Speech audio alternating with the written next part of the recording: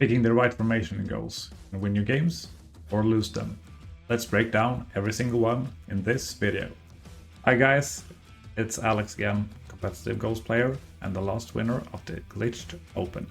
I've tested every formation in this game after dozens of games in ranked. And today I'll break down the pros, the cons and the general tips for each and every one of the formations. So let's dive right into it. Okay, we can start with the first formation, that is the 4-4-2.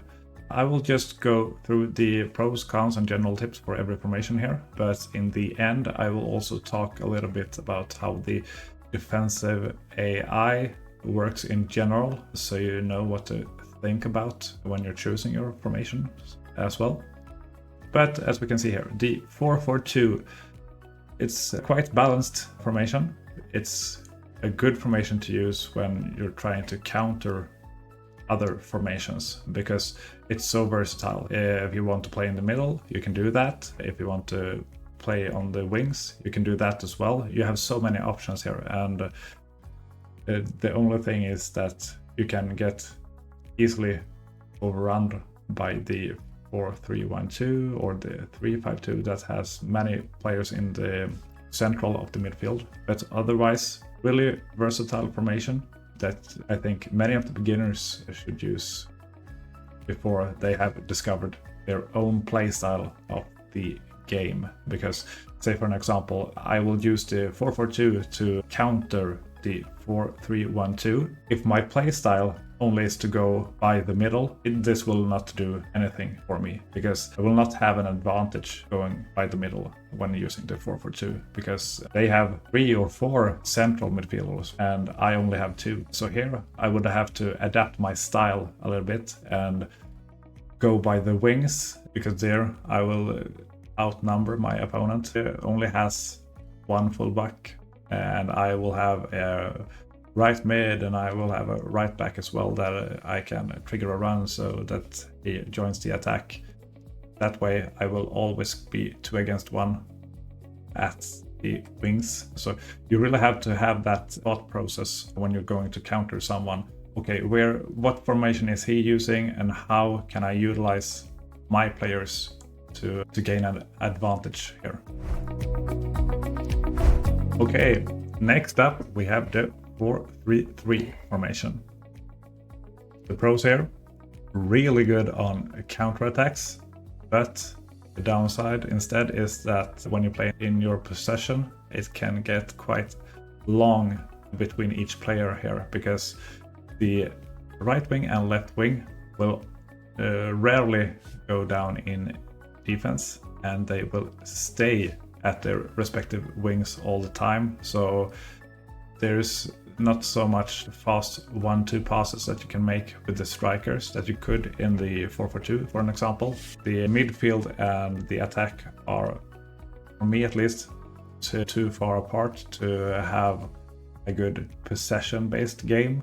The 4-3-3 is very good if you think you are solid defensively and you'll let your opponent have the ball and dictate the game, and then you can just quickly make a counterattack. The L1 through balls are really good in this formation, and like the thing to look out for here is if your opponent triggers a run with their fullbacks, your wingers will always be available for a quick counter. Otherwise, does the 4-3-3 have a really good matchup? Yes, I would say that the 4-3-3 against the 3-5-2 is really good, but not so many people are playing the 3-5-2 right now. Otherwise, when you're against the 4-3-1-2 or 4-2-3-1 that has many central midfielders, you can get easily overrun here. So right now, the 4-3-3 isn't that strong, but like I said, if you're going for a counterattack based game, this is definitely the way to go. 3-5-2, the forgotten formation. Yeah, this was a popular formation like half a year ago. You had so many options in the attack. You could easily overrun your opponent all the time. You had the finesse from outside the box with the 3 central midfielders. You also had the options to just cut inside with the wingers here as well. I haven't played this 3-5-2 in a long time. It was like 1 month ago or so, but I don't think it fits in the current patch, at least, even if you have many options for the OP finesses that is right now. I think it lacks too much in defense to compensate for the attacking options right now. I would like to see that the wide or the left mid and the right mid tracked back a little bit more. That would make it a 5 back in defense, so maybe that would be a little too OP right now. But yeah, you almost every time just have 3 defenders available for you, and if you're playing against a 4-3-1-2, you are 3 against 3 in every counter attack. So you have to have really high skill in the defense to even be viable in this formation right now. But if you want to counter the 4-3-1-2, it's a safer options to go with the 4-4-2 right now to get the wing play in the midfield instead of going for this. It's not that good in counter attacks and in defense, but in a possession-based game where you are really careful with your passes, yeah, this could work. Okay, we have the most popular formation of them all right now, the 4-3-1-2. This is also the formation I used in the last tournament and that I'm regularly using right now in ranked play. So why do I think this is really good? For me, at least, because I play so aggressive in the defense, I think the mirror match here, the 4-3-1-2 against each other are really good because the passing options for the opponent are very limited, and so you can easily press high and read the passes with your central midfielders here because the opponent doesn't have like the wide options, he just have the narrow options in this formation. So if you have high skill in the defense, it can really help you this kind of formation.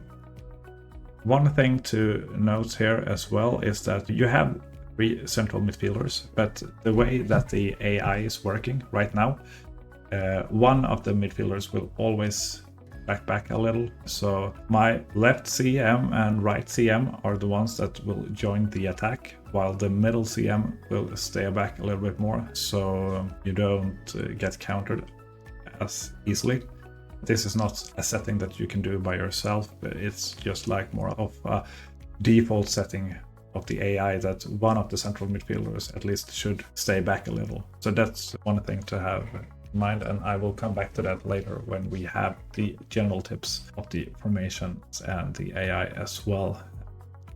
But the pros here as well in the attack, it is that you have many passing options as well. If you manually trigger the fullbacks as well, you will have quite a lot of options to recycle the ball. So that's why I like it, at least. If you trigger your runs manually, you can easily overrun your opponent. But this comes with a price. If you're facing a wide formation, you will have to drag your central midfielders out to cover the wide areas. And you have to do this manually because the defensive AI won't track them automatically. They will just stay central most of the time. So that's one thing to look out for in this formation. Okay, the last formation, we have the 4-2-3-1, the only formation that has 2 central defensive midfielders. Really good for the ones who like to have a more defensive approach to the game and also have some quick counterattacks as well, because the attacking midfielders will rarely back that deep when you play from defense to offense. If you're fine with having a long first pass and you know that you are quite good on that pass, that will be really good for counterattacks because you almost all the time have 4 players waiting to quickly counter here. Other than that, you can also play a really slow game, and if you're patient enough, this formation will give you a lot of options in the attack, because the attacking AI, I feel anyway, take really good runs, like the left attacking midfielder and the right attacking midfielder. If you recycle the ball back and forth, they will take a good run eventually to split the defense, and you can play a quick pass to them, or you will have an open finesse from outside of the box, because if the opponent doesn't crack any of those runs, you will get wide open. So yeah, otherwise, what is this formation lacking? Yeah, I would say that you don't have a short passing option in the build-up, but when you come to the attack, you can play so many 1-2s with the 3 attacking midfielders and the 1 striker. They will be quite narrow. If you like the narrow play and make quick decisions, yeah, this is the formation for you. Okay, the last thing we should talk about before wrapping up this video is the defensive AI and how it works in the formations, and why I think you need high skill in defense to make it work. I will go through a couple of examples here and you will see what I'm talking about. So let's say here my opponent has a goal kick here, and he plays it out to the first defender, then he plays it here to the fullback. Let's say I immediately press here with my central midfielder. The way that the game works right now is that this number 6, this was his zone mark. So if I leave this zone, no one will really cover up for him here, because if I want to cover this space with number 10 here, I would have to manually right stick switch to take his place, or take the number 9 here and cover this option. So like every player has a zone assigned to them. So you will have to keep that in mind when you drag your players out of their zone. Because, okay, I have pressed here right now. Let's say that I right stick switch to this player instead. I don't second man press or anything. I just leave number 6 here. I haven't selected him. I have selected number 9. Then he will slowly track back to his zone again. So if you get what I mean here, is that you can't drag your players out of positions all the time, because that will leave huge gaps in the midfield. Maybe if you had a 4-3-1-2 playing this, then in this position I would manually switch over to my central cam here to try and press everything, because his assigned zone is somewhere here in the middle.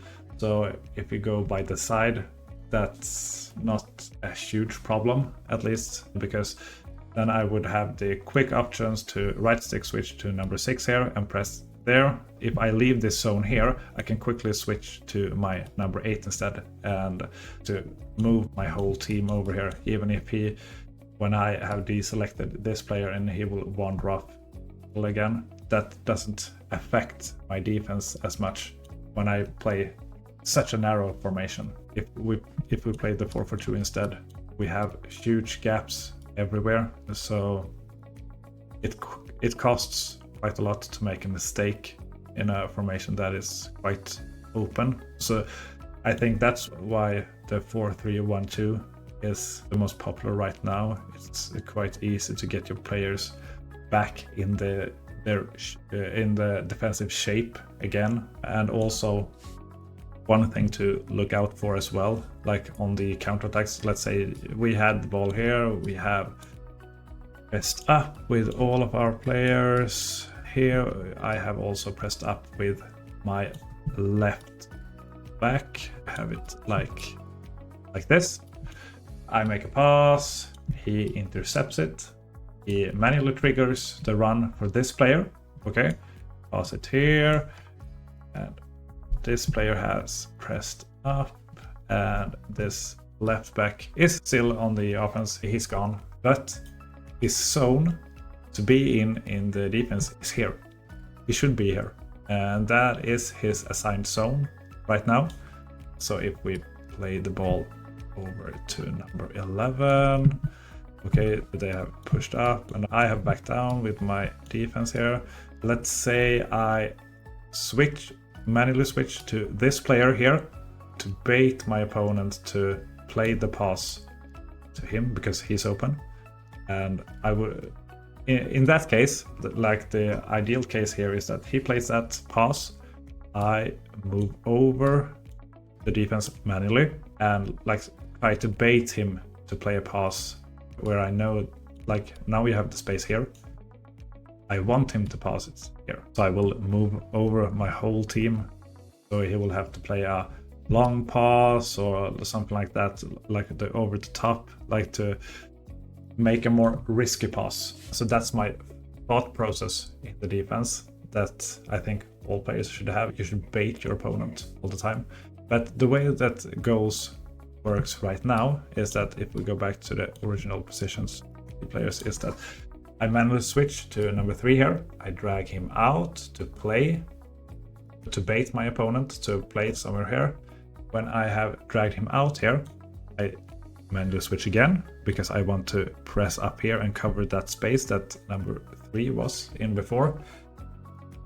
The way that it works right now is that if I deselect this player and switch to number 4, he will walk into his zone again that was here, because this was his assigned zone. It will ruin my whole plan I had on defense, because his number 3's momentum is to go in here. But he's drifting in again, and he has the momentum going inside, and that ruins the whole defense here as well. So my opponent will have the passing option here to just cut inside and have through on goal directly. So you have to have this in mind when you're playing all the formation, that the defense have their assigned zone to mark their players. And yeah, that's just a general thought process I think you should have with you when choosing the formation and choosing how you play in the game as well, and yeah, how it works. All right, that was all the formations we have in goals right now, and also the general thought process that we should have when playing the game and also when picking the formations as well. Each one has its strengths, but the best formation is the one that fits your play style. So even if the meta is 4-3-1-2 right now, choose the formation that fits your playstyle. Try them all and find your rhythm, and everything should be good. Thank you all for watching, and as always, see you on the pitch.